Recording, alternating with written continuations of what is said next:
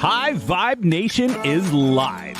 Welcome to the High Vibe Nation, where we have set out to raise the vibration of every human being on the planet.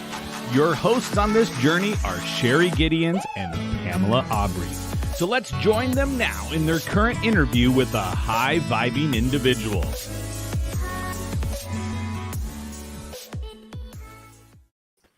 Hello and welcome to the High Vibe Nation, the #1 positive media show focused on raising the vibe of the planet.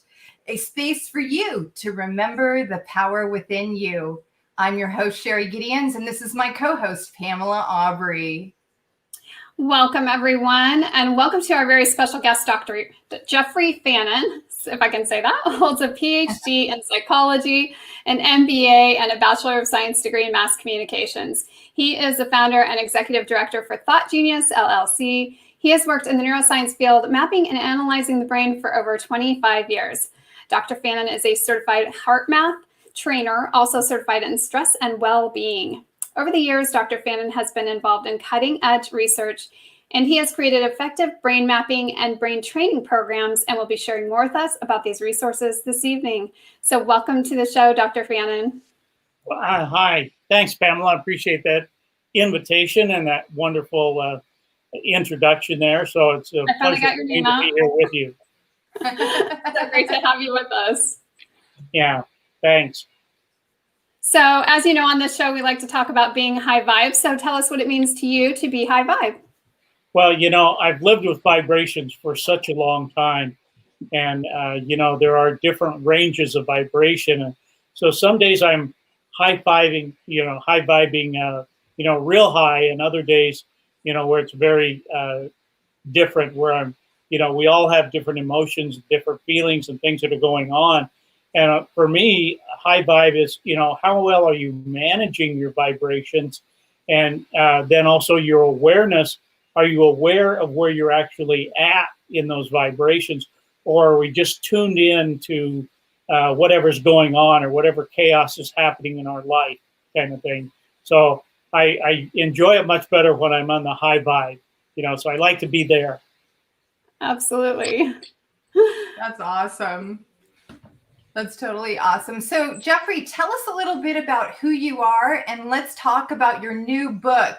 Actually, wait a minute. You have 2 volumes that have come out at once. So right. Tell us also, how do you end up releasing 2 volumes at once?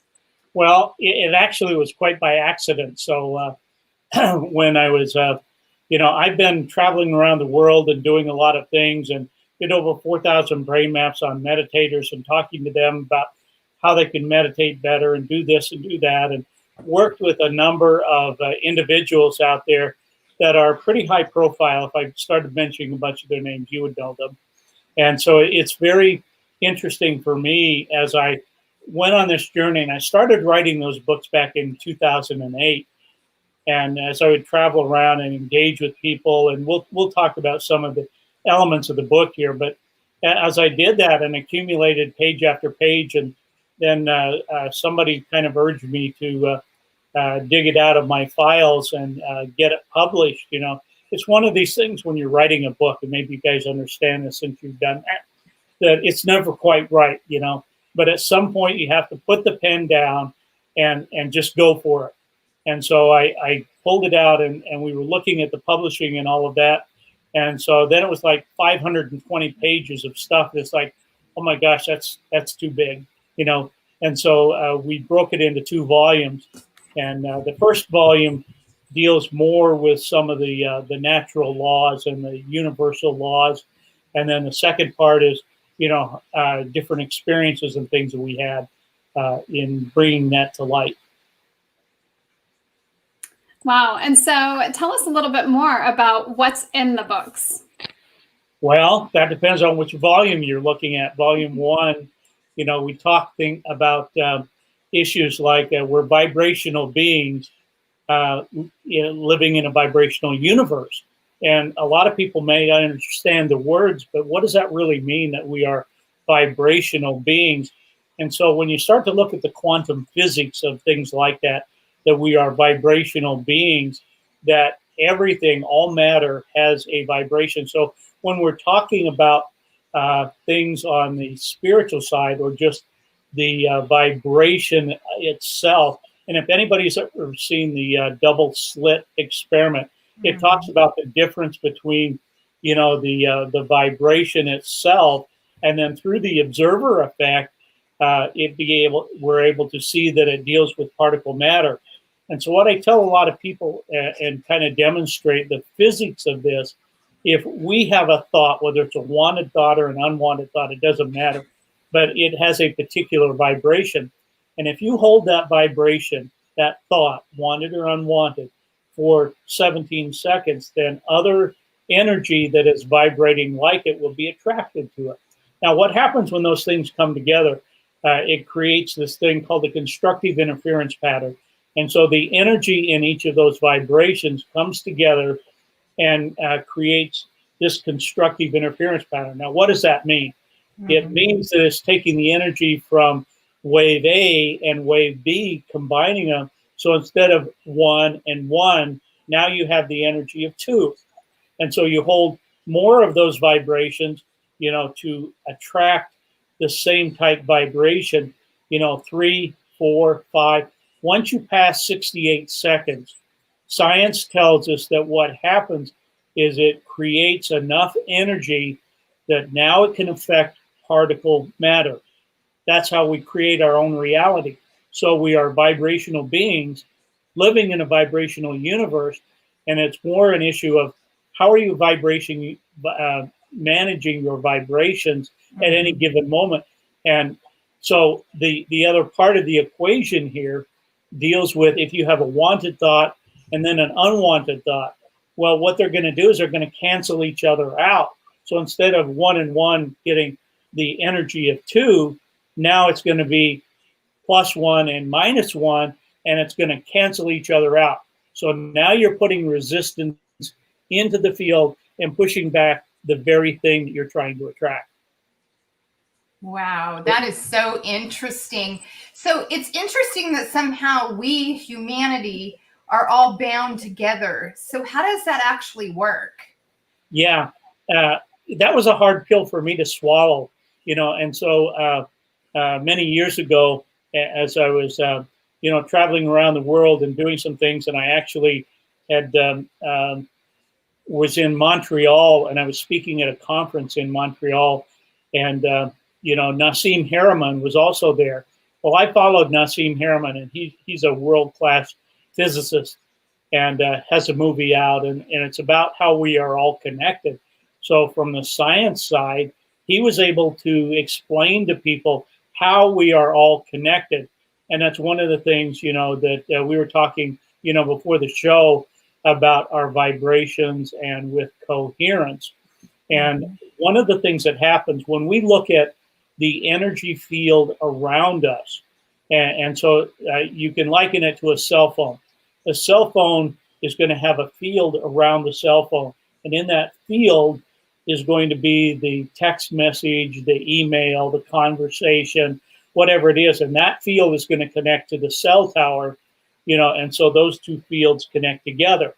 We as human beings and all matter on this planet have an energy field, a particular vibration. So when we get in the proximity of someone else, our field is going to interact with their field. And I was kind of showing this to Sherry when she was here getting her brain map of how when I would walk behind her, my energy field would act with her energy field, and then the waves on the screen would go all over the place until they become coherent again.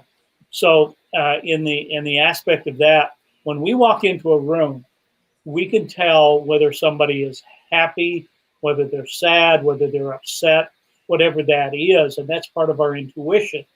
But we come together in that we are all connected. So if we come into a room full of people, we are going to be attracted to the people that are most like the vibration that we're giving off. Does that make sense?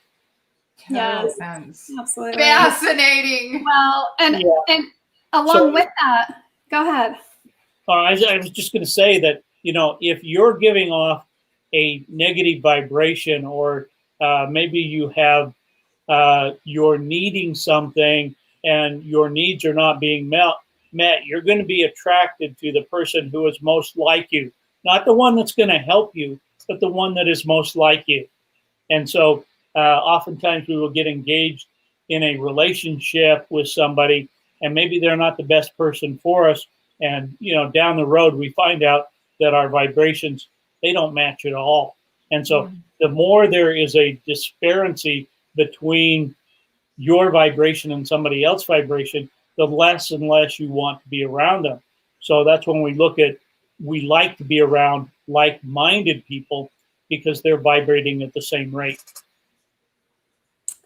So fascinating. And so along those same lines, then do we have the same kind of connections with people who are distant from us, but that we know well? And how does that play out in the collective?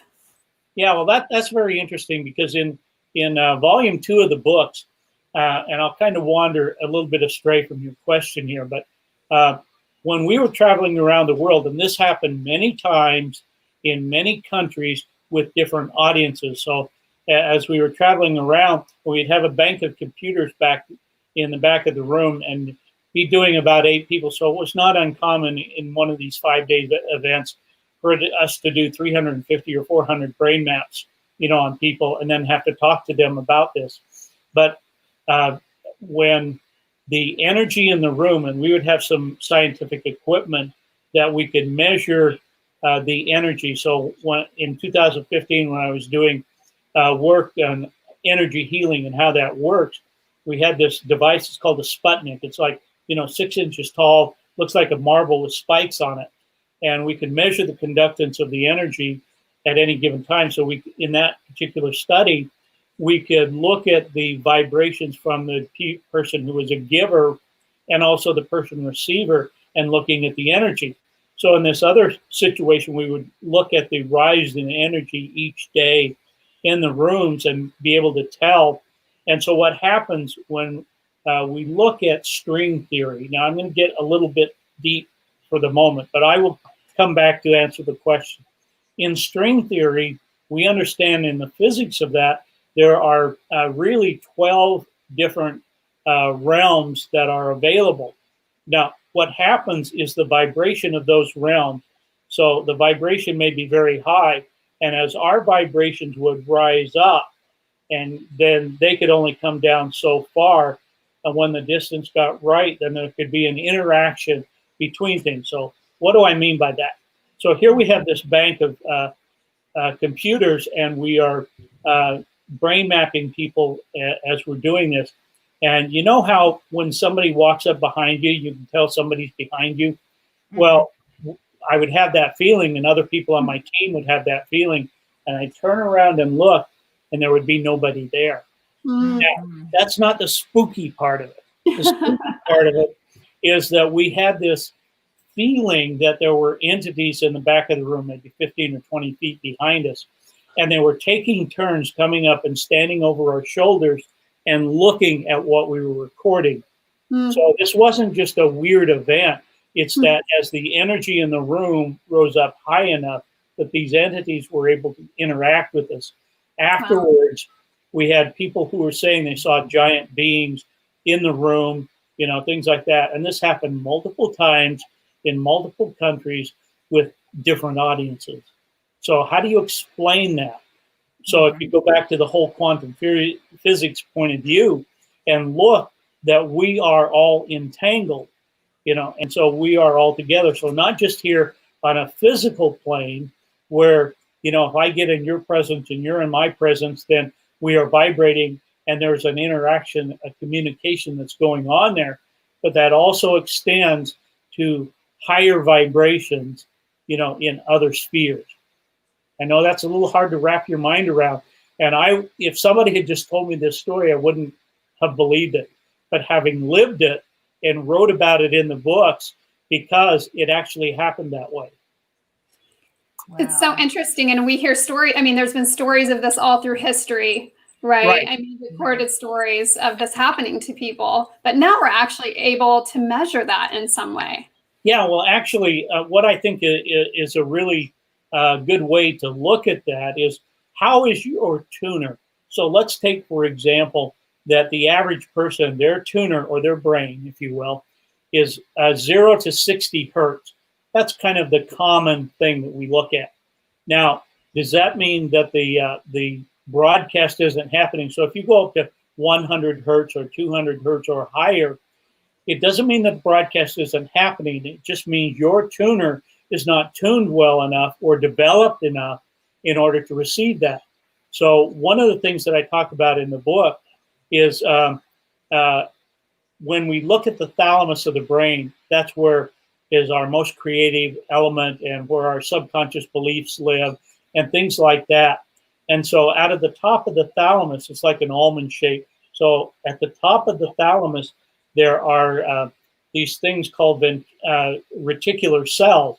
And the function of a reticular cell is to bind one organ to another. In this case, the top of the thalamus, and it binds these axonal columnar cells that goes from our subconscious up into our conscious or our thinking part of our brain and comes out right here where the soft spot on a baby's head is. Mm-hmm. It's like an antenna. So if I have a thought, a feeling, a prayer, however you want to look at it, so I'm thinking about something, it has a particular vibration. When that vibration can go up through the thalamic gate and go into our conscious brain and come out here, now it's into the field. So it's vibrating into the field. There's this interaction, like I was talking about with a cell phone. So when the field broadcasts something, it's going to come down through the thalamic gate into my thalamus, and now it's going to distribute that energy and information from cell to cell to cell. And so our cells have to be coherent in order to receive the energy and the information. Now, it's kind of like tuning to a station. So when I've worked with medical intuitives in the past, they say, well, I can sort of hear the message coming through, but not quite. And it's usually because it's like static. So you're tuning it to the station, but you're not quite on the station. So you can sort of hear the music, you sort of not hear the music. So you get rid of the static. Now the message comes through clear. The same thing happens with different paradigm, with different individuals. You know, how developed is your tuner? So that's what we work on, is clearing up the static and helping people create a tuner so they can go not at 60 hertz, but go to 100 hertz, 200 hertz, and higher. And that's what we talk about, higher states of consciousness. I love that. I love that. And you use a reference in the book about one of your chapters is "Help, My Thoughts Are Holding Me Hostage." So based on what you've been sharing with us, is that really the case? And why does everybody have intuition, or do only certain people have intuition? Well, everybody has intuition. The real question is, are you paying attention to what you're hearing? You know, it's kind of like you look outside and it's a fairly clear day and you think, maybe I should take an umbrella. Your intuition says, take an umbrella. And so you go, no, it's not going to rain. Later, it rains and you're freezing and you don't have an umbrella. And you go, I should have paid attention. So are we paying attention to our intuition in dealing with those kinds of things? So everybody has intuition. The issue is you may have so much static that's going on, you're not paying any attention to it. And so we measure that, in the chakra fields. What is your crown chakra? Is that energy coming through? Is the information coming through? Or are you tuned into the chaos or the distractions around you? And those are the things that are holding your thoughts hostage, is the chaos. We get tuned in to chaos or distractions or, those things that come in on a computer and it's pulling your attention away. And every time it does that, you're actually training your brain to be distracted. And so then distraction is what becomes comfortable for you. And so you're always just getting yourself distracted or thinking of different things that you can do, because that's what feels normal. That's what feels comfortable. It's kind of like if I said, okay, fold your arms, and you fold your arms a particular way. And then I said, okay, fold them the opposite direction. Let me ask you a question. Which way's right? The way that feels comfortable. Yeah, that's exactly right, Sherry.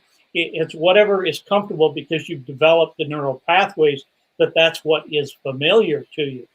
So the real question is, where do you want to be? You know, one of the things the projects that I'm working on is a group called Vibra Vision, Vibravision. So these are people who can put bandages over their eyes, put a blindfold on top of that. They can drive go-karts. You can drop colored beanbags in their hand and they can't see it. They can tell you what color they are as fast as they can do that. They can read from a book, you know, with their eyes covered. They can do all of these things. So for the last 2 years, we've been measuring the brains of those people who can do that because it's a higher state of consciousness. You know, I have people that I've been working with that actually have no eyeballs and could do this. Wow. You know, so explain that, you know. Mm-hmm.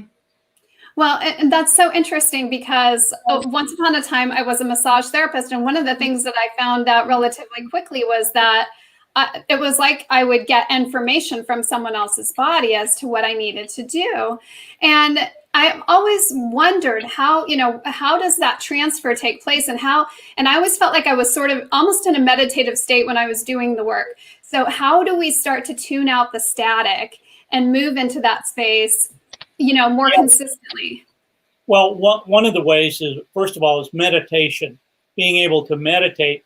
And so having traveled around the world and done 4,000 brain maps on people, the one thing I learned is most people have no clue how to meditate, you know. And so it's learning how to quiet your mind, how to do those kinds of things. So I'll offer a little tip to people who are watching here. And that is, you know, you don't have to have a mantra in order to do that. Guided meditation is really just relaxation. So what you need to do is find something to focus on. So it can be your breathing in and out. Or here in my office, I have a massage chair, and above my massage chair is a clock. It's kind of like the clock behind you there, Pam. And I hear the tick-tock of the clock. And so I will focus on the ticking of the clock, which allows me to go deeper and quiet my mind as I do that. And then the key is shut up and pay attention. You know, what is the message is coming through? You can put a question out there. You know, today I would like to know more about this or that, or, you know, I'm dealing with this issue or that issue. You know, what is it I can do? And you'll very often be led to where you need to go. You don't have to meditate for several hours to make that work. 15 or 20 minutes is usually enough for most people if they are accustomed to what feels familiar, you know, in being able to do that and do it consistently and having a methodology of what you can do in order to meditate better. So the meditation will help you clear your mind and clear the static out of there. Wow, that's awesome. So you talk about universal laws and how suggesting that they affect every one of us all the time, every day, whether we're conscious or unconscious of it. What is a universal law and how do they affect all of us? Well, one of the easiest to talk about is gravity. You know, we know what gravity is. Well, we sort of do. We know gravity exists. Let's put it that way. We may not be able to explain gravity or even understand how or why it works, but we are affected by that. And if some person says, well, I don't believe in gravity, well, you can climb to the top of the highest building around you and step off and say, I don't believe in gravity, all the way down. But gravity is still going to work, whether you believe in it or not. It's like the law of attraction. The law of attraction is a secondary law to our own vibrations. If we are not getting in the vibration, then we are putting resistance in the field. Or, you know, the question becomes, what message are we putting out there? And so if we are putting the wrong message out there, if we don't even know what it is we want, you know, then how can we align our frequencies to get what we want when we don't even know? Are we putting a mixed message out there? You know, and so we're not controlling those things and doing that. So this is about these laws that apply. There's also the law of cause and effect. Now, I'm here to tell you that the law of cause and effect, you say, oh, yeah, the law of cause and effect. Well, there is a cause and there is also an effect. You're the cause and you are also going to receive the effect of that. So whatever you're putting out there is going to come back to you. So you got to be careful. What kind of message are you putting out there? Are you in control of that message? Are you thinking about the kinds of things that you want to do? And that's where commanding the power of thought comes in. Learning how to do that, because most of us do not know how to do that. We may do it here, there, with this situation or that situation, but we don't understand the physics of that. We don't understand the application of that, and most of us do not think on purpose. We don't think with a purpose in mind. We simply will create by default whatever our brain is doing, and that's what comes back to us. That's how we create our reality.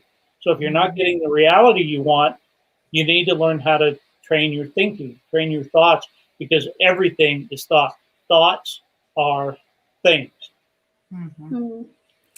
Well, and so I have to ask then, how does engaging in this process give a person greater access to more of that mental and emotional stability, or even the resources to have the thoughts that will serve them? Pam, that's a really great question. I like that one, because when we look at, and we talked just briefly about coherence, and one of the things I've learned in a lot of the research is that our cells have to be coherent so it can transfer energy and information from one cell to the next. So there are 4 domains of resilience. There is mental, there's emotional, there's spiritual, and there's physical. Now, the key to this is flexibility. There has to be flexibility in each one of these domains. And at the center of where all of those domains are is coherence. So that's what we need to be able to do. So by dealing with the flexibility in each of those domains, let me give you an example. Let's look at physical. If you go to the gym and you start lifting a 20-pound barbell, then all of a sudden you lift a 50-pound barbell, what happens? Can you do as many reps? Mm-hmm. No, because you don't have the strength and you don't have the resilience. But the longer you lift that 50-pound barbell, what happens? You get more resilience, and so you have more flexibility. The same thing with emotions. If you learn how to manage your emotions and know what they are, and I'll give you an example here. One of the things that I talk about in the book is our point of attraction. So I have a list of emotions there. And so I'll ask you a question here. If a person who is, let's say they're a worrier, that they worry about a lot about things, and so that has a particular vibration to it. Can a person that worries a lot, can they go to excitement or exuberance? The answer, yes. You're shaking your head. Yes, they can do that. The problem is they can't sustain it because most of their thoughts are around, worry, discouragement, confusion. And so what we have found over the years, and science has taught us this, is that those vibrations, the lower, denser frequencies, most people don't go more than 5 categories in either direction. So if they're at worry, they won't go more than 5. Can they go up to excitement? Sure, but they can't sustain it because they're not training their brain or their emotions in how to stay in that vibration. And that's part of what I think high vibration is all about, is learning how to have those high vibrations. But we also have to have the contrast, the yin and the yang. So we have to understand, what we don't want in order to use our free will to choose what we do want. And that's the important part of this. Are you choosing the emotions that you want in any given moment, or what is your point of attraction? The other one is spiritual. And so when we look at spiritual points, the flexibility here is understanding what your values are. What do you subscribe to, and how do you live your life? And then the flexibility comes in being able to understand and accept other people's values.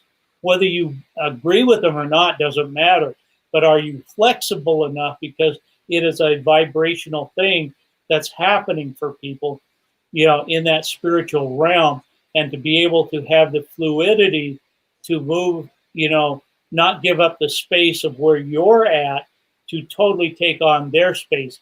You probably experience this with people, that you get away from them and it's like you feel drained. And I call them energy vampire. So you're vibrating at a high rate. Somebody with a lower rate comes in, and all of a sudden, when you get away from them, you feel drained. You have to have a way of replenishing that rather than depleting that vibration, that emotion. And then, of course, the last one is mental. So as we look at the mental aspect, what is our focus? What is our concentration? What are we tuned into? And if your concentration and your thinking is all over the place, you're going to be tuned in to whatever is influencing you at the moment. So is that something you really want to have? You really want to go there? Who do you hang out with? What kind of television shows do you watch? What kind of books do you read, or audio books that you listen to? Are you feeding your brain the things that's going to keep you in a higher vibration so that's what feels normal? Yeah, absolutely. So Lynn is asking, how can you change it? So how can you change it? Lynn, that's a really terrific question. I probably hear that on a daily basis from people, because once you understand the theory of it and sounds good, then the question becomes, what do I do about this? Mm-hmm. And so that's one of the reasons why I have programs that I work with people. One of the first things that I will do, unless they can come to me and get a brain map like Sherry did, is that I have a kit that I can send to people anywhere in the world. So in this kit, we do two things. We measure your cellular function and your cognitive function. And so the first part in the kit, you poke your finger, put a couple of drops of blood on the card, we send it to the lab, and it will show us the relationship of your cellular function. And if you're familiar with any of Bruce Lipton's work, and he talks about the right environment for your cells, and there's a whole bunch of other things that are involved in a lot of that stuff. For example, when we look at our environment, there are a lot of things in our environment that is creating what we call oxidative stress. And so as we look at that, and if you take an apple and you cut it in half, what happens? It gets brown. Changes colors. Yeah, brown. That's oxidation. So when we look at oxidative stress, there are things in our environment that get into our water, the air, the food we eat, and begin to affect us. And these are toxic chemicals. So if we go back to 1976 and we look at that time period, there were 67,000 toxic chemicals that were on the market. So the Environmental Protection Agency decided what they were going to do was enact a statute that tested a bunch of these toxic chemicals to see which ones we should stay away from. Well, they only tested a handful, and most of them didn't test very well. And so today we have over 80,000 toxic chemicals that are on the market. And one of the studies that I read, it really made me cry. And I mean, literally cry. And that is, they were taking the blood from the umbilical cord of 300 mothers who were having babies.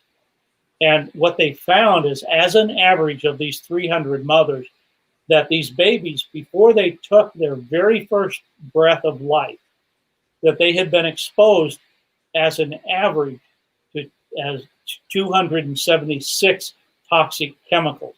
Now that's pretty disturbing. Mm-hmm. So if you translate that into, as we get older and this oxidative stress, we understand that there are over 200 diseases that are a result of that. And so this is why we have a higher incidence today. And some of the reports that I've read, that we see more ADD, more anxiety, more depression, more Alzheimer's disease, and more dementia as a result of degrading the cells and what they're doing. So this relationship between our cells and our environment is one thing, but then it affects how our brain and our body function. So if I can offer one more thing that factors into that, it has to do with antioxidants and free radicals. We've all heard about that, that if you eat enough vitamin C and enough vitamin E and get a little bit of vitamin D in there, you should be good. Well, here's the science of that. So you and I cannot eat enough vegetables and fruits in order to deal with that. So one antioxidant will kill one free radical. Here's the science part. Science tells us that at any given moment, we have over 300 septillion, that's 300 with 27 zeros behind it, free radicals running around in our brain and our body. Our body cannot keep up with this 1-to-1 ratio. So we have a way of dealing with that to helping your pathways, what we call the NRF1, NRF2 pathways, and being able to increase that from a 1-to-1 ratio to 1,000,000 to 1 ratio per second, and help our brain and our body function more normally. So it's like taking the static out of the equation here and letting your brain and your body function more normally. Does that make sense? Total sense. It does. And so can you tell us a little bit more about that? Because I know that, going back to the earlier parts of the conversation where we're talking about frequency, is that you can cancel out frequencies. Are you canceling out the frequencies of these toxins, or how are you counteracting that? Well, that's a really great question, Pam. I don't really have any evidence, so this is going to be anecdotal more than anything else based on a theory. So I would say, yes, toxins are going to have a vibration, and they're going to affect us not only in our cells, but we can see cellular inflammation. Maybe we're not getting enough omega-3s. In our Western diet, we have way too many omega-6s and not enough omega-3s. And so that balance, as we eat food, it's going to go through the mitochondria in our body, parts of the cells. And what's going to happen with that is it's going to turn it into ATP, or the energy. So if you have that energy and that vibration, we talked about depleting and renewing emotions. Is it depleting or renewing? So I would say that, yeah, the toxins are depleting that energy that we have in our body. If you're renewing those by changing the vibration of what's going on, now you're renewing that energy. So when we are experiencing things like joy, excitement, love, those higher, faster vibrations that are going on, that means that you are now regenerating those vibrations, whereas the others are much lower.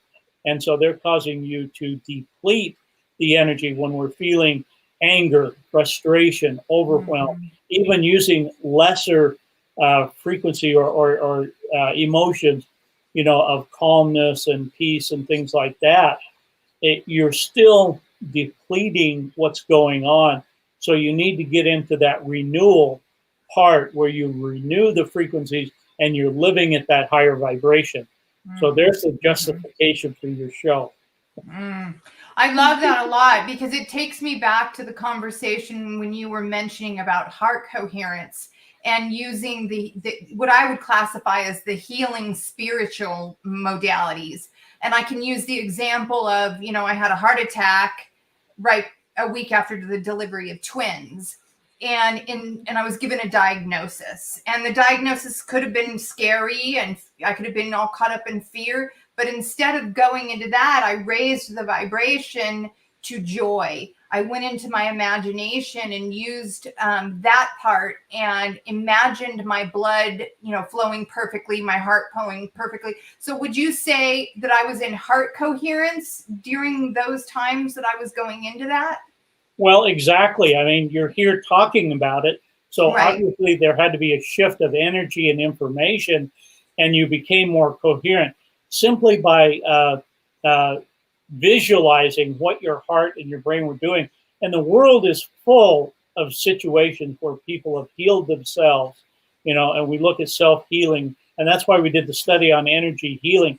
And one of the biggest things that come out of that study was when we have focus, when we have an intent of what's going on, and we keep that focus and that attention and that concentration and begin to visualize what we're doing, then there are graphs in the book that I show what actually happens. That it increases the coherence, and it increases the energy and the vibration, which increases the effectiveness of what's going on. So I would agree with you. So everybody Thanks, can use that, though? Yeah, everybody can heal like this, or give us an example of some ways that people can, command their thoughts to heal. Yeah, that's a great question, Sherry, because first of all, we have to have the awareness. We have to have, and I'm going to use a word that is more often used in spiritual realms, and that is faith. Do we have the faith that we can act on what it is that we need to do? And that's where the universal law comes into effect. And you've heard this many, many times. Wayne Dyer used to say this: "You will see it when you believe it," kind of thing. So you have to believe in it first, and you're not going to believe it unless you have faith that that's the way the universal laws work. So if we have faith that that's how the universe, that's how God works, and we put our faith in that, and we start to believe whatever it is, you believe that you were going to get better as a result of that. And did you get better? Yes. Yeah. And so I'm kind of the same way. A lot of people don't know this, but a little over a year ago, I had a stroke. Never saw it coming. And the night before, I was working with some of the VibraVision people. We were having a Zoom just like this when I was talking about it. In the morning, I woke up and I couldn't open and close my left hand, and I couldn't speak. In that moment, stark terror just took over. I knew my life would be different, from that point on. And so until I could speak, and I kept just mumbling, the things I could say in my head is not what was coming out of my mouth. So I got so that I could speak a little bit better just by practicing and visualizing what it was I wanted to say and try to get my body to do that.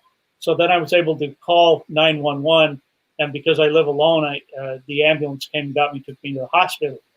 Now, here's the thing about that. So I was in the hospital for about 2.5 days where they kind of stabilized things. Then they sent me to a rehab center. And because I was taking this NRF1, NRF2 before that, and then all the time I was there, I was only in the rehab hospital 12 days.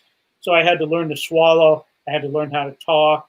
I had to learn how to hold a pen. I couldn't type, So all of those things had to come back and be able to use my left hand and the dexterity for that. And it's because the vibration in the cells and the having an intention of where I wanted to go, then feeding the cells the right thing and keeping them in the right environment allowed that coherence from cell to cell, be able to transmit the information. And so it's hard to convince me that I'm not here today as a result of that process. That's so fascinating. And I think, it speaks to the implications of how we view medicine and the types of medicine that we use. For instance, things like acupuncture have become much more popular over the last, several years. But yet it's been used for thousands of years, and no one really understood why it worked. So what do you see the connection being between what you've learned and some of these modalities and what that means for the future of medicine? Well, yeah, I think that's changing, and we're shifting a lot. You go back to, Bruce Lipton's work, and, he is really considered the father of epigenetics. And so he was also a teacher in the medical schools, and he quit teaching because he said, what we're teaching is wrong. That's not what happened. So if you read, The Biology of Belief, which is a great book, and Bruce and I are good friends and have been for years.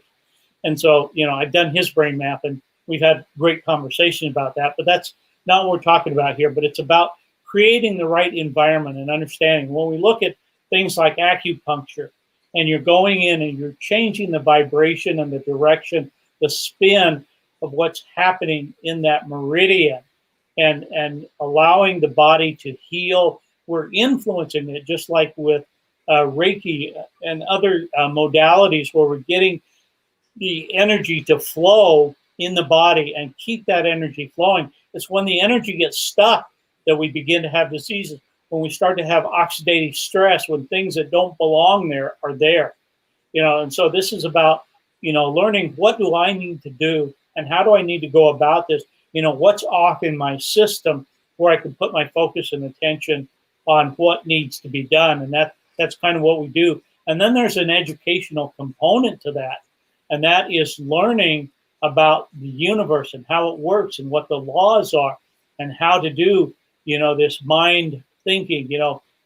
I'm a real big follower of Ernest Holmes and, his mind thought and so forth, and the things that come out of that in the Course of Miracles. And, so it's really an issue of, are you going to learn those things, or are you just going to stay caught up in all the distractions that are taking you away from something that's really important? Mm-hmm. It makes me think too of just conversations you and I have discussed around, you can't bring the dark to the light, and you have to bring no, is it how is it that it goes? You can't bring the light to the dark. Is it that way, or is it the opposite? It's the other way around. Yeah. You can't coax the dark into lightness. So this is about bringing the light to the dark. Yes. So when you go to the light switch and the room is dark, it doesn't gradually come on. You flip it on and it brings the light to the darkness. And that's really what we need to do, is get rid of some of these antiquated thinking things. Now, there's a place in our society for allopathic medicine and needs to be done. But we also need to understand, what do I need to do? What is it that I need to learn in order to be able to manage some of these laws, make the laws work for you, or are they working against you? Most of us don't know because we just don't know. We're not trained, we're not organized in that manner, we are not dealing with our thoughts in a more cogent fashion. So we have to train our thoughts, and then we have to be aware, what am I thinking? What am I feeling? And then change that and know what the process is to change, rather than just go with the flow. I think that's so powerful, because so many people right now, have been dealing with either sickness or maybe loss of some sort. And so they're experiencing that challenge of, trying to deal with those negative emotions, or maybe just, even the experience physically. And I agree with you, Pam. And so it's about doing what you need to do, but also using some of your intuition of what to do and paying attention to what it's telling you, because most of us are like the rain example we used earlier, should have taken an umbrella, that we're not willing to say, know the difference, the discernment between those intellectual thoughts and our intuitive thoughts. So I was in a movie called PGS, Your Personal Guidance System Intuition. So I'm the neuroscientist that explains how intuition works. So I'm pretty familiar with that. And so it's about, are we paying attention to our intuition? Are we developing our tuner so that the frequencies are higher? If I'm at a lower place, where am I on that scale of attracting your point of attraction? And do I want to get up and stay in that higher vibration, which is what your show is all about. I've watched many of the shows, and so many of your guests are people who understand this. More than just understand it, they practice this. So if a person wants to be a high viber, you got to learn where you are, and then know where you got to go and how to get there. And one of the things you mentioned that speaks so specifically to that is our point of attraction, and understanding how to use that in the moment. And why do we always hear from every one of these philosophers that have ever come to the planet, including Jesus? He says, be present in the moment. Your power is in the moment. Yeah, and that's very, very true, Sherry, that we can't live in the future, and some of us live in the past, but really all we have is the moment. What we have is moment to moment. That's a good name. Maybe we should use that, huh? Yeah. And be able to help people understand, from decision to decision to decision, what am I doing and how am I going about it? That we are living our life on purpose and doing what it is that we need to do, because we understand the laws, we know which ones to apply and how each law works, so that we are using them. They were given to us. It isn't that God said, well, let me think about it. Let me think if you're worthy of having this law or not. He doesn't say that. It's for everybody all the time. It doesn't matter what your education is, how much money you have, what kind of a person you are. It's there for everybody. anytime, anywhere. The question is, will you partake of it, and will you use it because he's given it to us? Mm-hmm. Wow. Yeah. And it's so beautiful. I think that's something that people really haven't heard a lot in their lives. It's sort of a new message for a lot of people. And it goes back to, I think, that whole idea of the collective as well. As we do this individually, then we actually help others to do that as well. Is that not true? Oh, absolutely true. As a certified trainer for HeartMath, every couple of weeks they get all of the certified trainers, and we get on a Zoom meeting, and we have a little breakout rooms, and we do these different things. But what I have seen is people I have worked with for years. They have been doing their own thing. Like I mentioned, Nassim and Joe Dispenza and other people. We've been doing our own thing, and now we are coming together collectively as a community.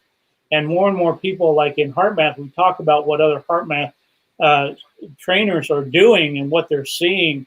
And we are seeing this change in this vibration. So I think that's a gift that was given to us by the COVID virus, that we're having to stay home, think about ourselves, what's important to us, relationships with ourselves, with our family, with other people, and being able to shift that energy, because we are going through this amazing shift of the energy. We are moving into a new time period. And before we get to the new time period, we have to go through the chaos. And old systems must break down in order to make room. You have to get rid of what you don't want to make room for what you do want. Mm-hmm. Yeah, that speaks so powerfully to me, because one of the things that you bring about in the book, and that you and I have had discussions on as well, is the solfeggio frequencies that you've developed. These, I don't even know if you call them meditational frequencies that you built in, or tell us a little bit more about those. Yeah, well, I was doing a study back in, when was it, 2014, 2015. And we were looking at the elements of solfeggio frequencies, and many people don't even know what that means. Right. Yeah, but I write about where it comes from and why it is, a whole mathematic formula for how they get there of solfeggio frequencies. So in the 3rd century, when we look at the Gregorian monks had chants. And what they realized is the chants, the vibration of these chants would cause emotions to come up in people. And we see this today in movies and music and things like that, so they will put these solfeggio frequencies. However, somewhere along the line, they decided to tune musical instruments differently. And so when you look at 528 hertz, for example, that is unconditional love. And it would be normally middle C on the piano. But what happens now is, if a musical instrument or a piano, for example, is tuned differently, instead of 528 hertz, you're getting 512 hertz. Now, what does that do? That's a lower vibration, and we know what lower vibrations means. So this is essentially dumbing down our emotions, that we're not feeling unconditional love, we're feeling something less than that. So one of the things that I work with people is using the solfeggio frequencies when they're training the coherence of their brain. Now, I know that's a big mouthful right there, but you'd have to maybe another session for another time to understand that. Yeah. But when we were doing the studies, we went to a sound lab and got the actual frequencies to make sure, because if you go to YouTube and look up solfeggio frequencies, you may not be getting the right frequencies. It may be a lesser frequency. So when I work with somebody, I'm sending them out the real frequency, so that that's what their brain and their body is getting attuned to. And so it's the same thing with the HeartMath device, to know with your breathing, with your heart-focused breathing, breathing in and breathing out. Same thing happens when I was doing Tai Chi and Qigong, that your breath work is very important. And why is that? When we look at the electromagnetic center around the heart, there are over 4,000 neurites around the heart. Now, a neurite is like a neuron. It can think, it can remember, it can learn, those kinds of things. So that's why the electromagnetic center around the heart is 60 times greater than the electromagnetic center around the brain. So it deals with our autonomic nervous system, how we think and feel. So there's two parts to the autonomic nervous system. One is the sympathetic nervous system and the parasympathetic nervous system. So when you are feeling anxious, frustrated, overwhelmed, it's sending signals from the heart to the brain that lack coherence. And so it's ramping up these negative frequencies, if you will. Once we engage the parasympathetic nervous system, it brings it into coherent balance. And so learning what that feels like, with the solfeggio frequencies or with the heart math breathing of what that feels like, then you can go there instantly. So if you're having a difficult day or a confrontation with somebody, you can drop right into one of these places and you're eyeball to eyeball with somebody else, and they don't even know that you're doing this. So I love that you bring that up, because it raises this question for me. So we know that the heart actually sends out more information into our body than our brains. So what is the implication of that on our bodies? Well, we go right back to the autonomic nervous system, sympathetic and parasympathetic. What are you doing to balance that out? Or are you just going through life being angry and frustrated down here in this lower vibration, this lower frequency? Well, you can do that, but what does that get you? You just become more angry, frustrated, and confused. Or you can be in that high vibration of where you want to be, regardless of what the situation is around you. So it's about creating your life by choice rather than by default. Wow. Very powerful. So we've been talking about vibrational energy and vibrational being in this last hour. So now what? Well, yeah, now it really gets down to a choice. I think that's a great question, Sherry. And every person listening to this really ought to be asking the same question. Well, where am I and what am I doing? Is it something that I can do something about? Or am I just going to continue creating my life by default rather than being more purposeful in knowing what I want, knowing what I'm going to do, and how I'm going to get there? And making conscious choices, conscious decisions, moment to moment. Yeah, that's really incredible. And I think, this is something that is relatively new to a lot of people, just this idea that our thoughts can have this kind of impact on our bodies, but then the other way around too, that our bodies are also transferring the information to our brains and then out to other people. Right. So if say you're a brand new person, you've never heard of any of this before, what's the first thing you would recommend that person do to start to make a shift? Well, I would say to do what Sherry and I have kind of started doing, and that is creating some programs for people so that they can get engaged and learn what they need to do. They can get the measurements they need and ongoing information, coaching, and teaching about what these are, not only fundamentally but advanced. It just depends on how far down the rabbit hole you want to go. And we both feel like there's a huge need for this sort of thing. And so I guess it's okay for me to tell them, Sherry? Yeah, that, go ahead. Yeah, she and I are putting together this program called Moment to Moment with different tiers, different layers, different levels of coaching so that people can, it's almost like having a group mastermind kind of program that allows you to get in at whatever level and advance as you're ready to advance, rather than trying to take a drink of water out of a fire hose. There's a little more control here. So it's called Moment to Moment, but it's coming real soon. Well, and the easy thing is that you and I are local. We both live in Arizona. Right. And the thing that I would like to see people be able to do is to be able to have this, to come here to Arizona and have this brain mapping done like you did with me, because what we were able to discover even about my own self, where I was so out of whack in my lower sacral area, and how that deals with safety and security. Yeah, and I think we're going to do not only here in Arizona, but we will have events. And I used to do this a lot on Secret Knock, where they would have me come, but because California is not allowing that. We had a secret knock online with Greg Reed, who wrote the foreword for my book. But I've known Greg for many years. And so we couldn't do it. We had to do it online.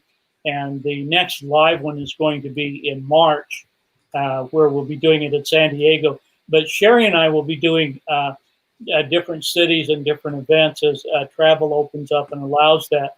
But we'll be doing some here in Arizona where people can come and partake of this stuff, have their chakras measured, their energy fields, their brain maps done, all of the things. And then some study sessions where we can talk about what your unique needs are. And people will be able to do this online with us and talk about how to deal with the whole issue. You know, what are you dealing with? What are the things that are getting in your way? You know, how can we help give you the energy, information, and tools to help you advance? Mm-hmm, mm-hmm. So I put up on the screen your first volume of your book, Commanding the Power of Thought, and how everyone can receive that through Amazon. And yeah, you can also get it on the website. So if you go to the website, and there are free gifts and things there, like, you know, you can download very quickly the 5 keys to commanding the power of thought. You know, if you're not sure you want to get the book, one of the free gifts is you get the whole first chapter for free, and you can read that and see if you like it, you know, and then move on from there.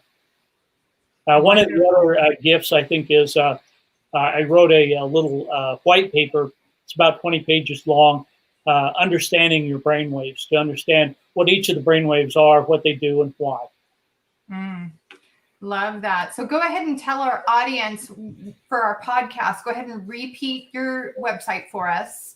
Right. It's thoughtgenius.com.